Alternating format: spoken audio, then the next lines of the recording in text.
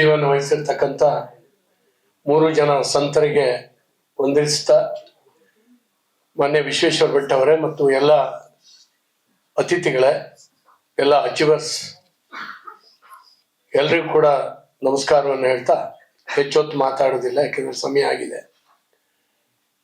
ವಿಶ್ವೇಶ್ವರ ಭಟ್ರು ಕಳೆದ ವರ್ಷ ನನ್ನನ್ನು ಕರೆದು ಜಪಾನ್ನಲ್ಲಿ ಸನ್ಮಾನ ಮಾಡಿದ್ರು. ಪೂಜ್ಯ ಸ್ವಾಮೀಜಿಯವರೆಲ್ಲ ಇದ್ರು. ಒಂದು ಹೊಸ ಅನುಭವ ಮತ್ತೆ ಹೊಸ ರೀತಿ. ಒಬ್ಬ ಮೀಡಿಯಾದಲ್ಲಿ ಕೆಲಸ ಮಾಡುವಂಥವ್ರು ಅಚೀವರ್ಸ್ ಅನ್ನ ಗುರುತಿಸುವಂತಹದ್ದು. ಇವತ್ತು ಇಷ್ಟೊತ್ತು ನಾವಿಲ್ಲಿ ಬರೋವರೆಗೆ ಯಾರ್ಯಾರಿಗೋ ಅವ್ರ ಹಿನ್ನೆಲೆ ಏನು ಅಂತೇಳಿ ಗೊತ್ತಿರಲಿಲ್ಲ. ಒಟ್ಟಿಗೆ ಊಟ ಮಾಡ್ತಾ ಇದ್ವಿ, ನಿನ್ನೆ ಮೊನ್ನೆಲ್ಲ ಪ್ರವಾಸ ಮಾಡ್ತಾ ಇದ್ವಿ. ಇವತ್ತು ಇಲ್ಲಿ ತೋರಿಸಿದ್ರ ಮೇಲೆ ಒಬ್ಬೊಬ್ಬರ ಹಿನ್ನೆಲೆಯೂ ಅರ್ಥ ಆಗಿ ಅವ್ರ ಬಗ್ಗೆ ನಮ್ಗೆ ಇರುವಂತ ಗೌರವ ಇವತ್ತು ಇಮ್ಮಡಿ ಆಯ್ತು.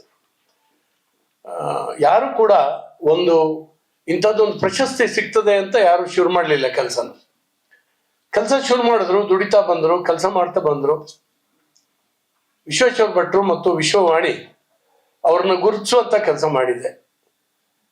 ಹಾಗಾಗಿ ಅವರೆಲ್ಲರ ಭವಿಷ್ಯ ಉಜ್ವಲ ಆಗ್ಲಿ, ನಾಡಿಗೆ ಅವರ ಕೊಡುಗೆ ಇನ್ನಷ್ಟು ಹೆಚ್ಚಲಿ ಅಂತ ಶಕ್ತಿಯನ್ನ ಭಗವಂತ ಕೊಡ್ಲಿ ಅಂತೇಳಿ ಹೇಳಿ ನಾನು ಶುಭ ಹಾರೈಸ್ತೀನಿ. ಮತ್ತು ರಷ್ಯಾ ಮತ್ತು ಭಾರತಕ್ಕಿರುವಂತ ಬಾಂಧವ್ಯ ಬಹಳ ವರ್ಷದ್ದು. ಸ್ವಾತಂತ್ರ್ಯ ನಂತರ ಭಾರತಕ್ಕೆ ಸ್ವಲ್ಪ ಶಕ್ತಿಯನ್ನು ಕೊಟ್ಟಂತ ರಾಷ್ಟ್ರ ರಷ್ಯಾ. ಮೊನ್ನೆ ಕೂಡ ಪೆಟ್ರೋಲ್, ಕ್ರೂಡ್ ಆಯಿಲ್ ಅನ್ನು ನಮಗೆ ಕೊಟ್ಟು ಬಹಳ ದೊಡ್ಡ ಸಹಾಯ ಮಾಡಿದ್ರು. ಹಾಗೆ ರಷ್ಯಾ ಮತ್ತು ಭಾರತದ ಸಹಯೋಗದಲ್ಲಿ ಇವತ್ತು ಪ್ರಪಂಚದಲ್ಲಿ ನಾವು ಕೂಡ ಬೆಳೀತಾ ಇದ್ದೀವಿ, ರಷ್ಯಾನು ಕೂಡ ಬೆಳೀತಾ ಇದೆ. ಪ್ರಪಂಚದ ಅತ್ಯಂತ ದೊಡ್ಡ ಶಕ್ತಿಶಾಲಿ ರಾಷ್ಟ್ರಗಳಲ್ಲಿ ಮುಂಚೂಣಿಯಲ್ಲಿರುವಂತಹದ್ದು ರಷ್ಯಾ.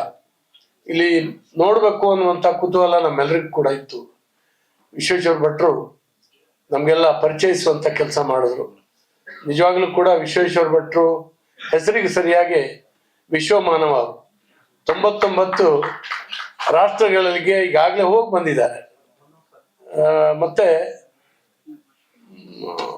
ಪುಸ್ತಕ ಓದೋದು, ಪರ್ಯಟನೆ ಮಾಡುವಂಥದ್ದು ಎರಡೂ ಕೂಡ ಜ್ಞಾನದ ಒಂದು ಗಣಿಯನ್ನ ಜಾಸ್ತಿ ಮಾಡುತ್ತೆ.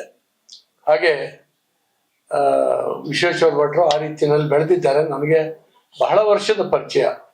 ಅವ್ರಿಗೆ ಮೀಡಿಯಾಕ್ಕೆ ಬರೋಕ್ಕಿಂತ ಮೊದಲೇ ಮೀಡಿಯಾ ಸಲಹೆಗಾರರಾಗಿ ನನ್ನ ಅತ್ಯಂತ ಆತ್ಮೀಯರಾದಂಥ ಅನಂತಕುಮಾರ್ ಯೂನಿಯನ್ ಮಿನಿಸ್ಟರ್ ಆಗಿದ್ದಾಗ ಅವರಿದ್ರು. ಅದಕ್ಕಿಂತ ಮೊದಲು ಕೂಡ ನಮ್ಮ ಸಂಘಟನೆಯಲ್ಲಿ ಕೆಲಸ ಮಾಡ್ತಾ ಇದ್ದು. ವಿಶ್ವೇಶ್ವರ ಭಟ್ರ ಬಗ್ಗೆ ನನಗೆ ಬಹಳ ವರ್ಷದಿಂದ ಗೊತ್ತಿದೆ. ಆದರೆ ಒಳ್ಳೆ ಕೆಲಸವನ್ನ ಇವತ್ತು ಮಾಡಿದ್ದಾರೆ.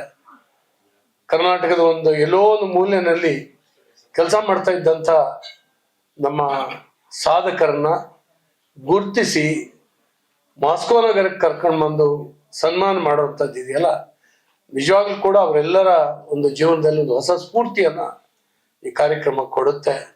ಒಳ್ಳೇದಾಗ್ಲಿ ಅಂತೇಳಿ ಹೇಳಿ ನಾನು ಹಾರೈಸ್ತೀನಿ. ವಿಶ್ವವಾಣಿಯಿಂದ ಇಂಥ ಹಲವಾರು ಕಾರ್ಯಕ್ರಮಗಳು ಮೂಡಿ ಬರಲಿ, ಎಲ್ಲರ ಬದುಕಿಗೆ ಪ್ರೇರಣೆ ಸಿಗಲಿ ಅಂತೇಳಿ ಹಾರೈಸಿ ನಾನು ಮಾತನ್ನು ಮುಗಿಸ್ತೇನೆ.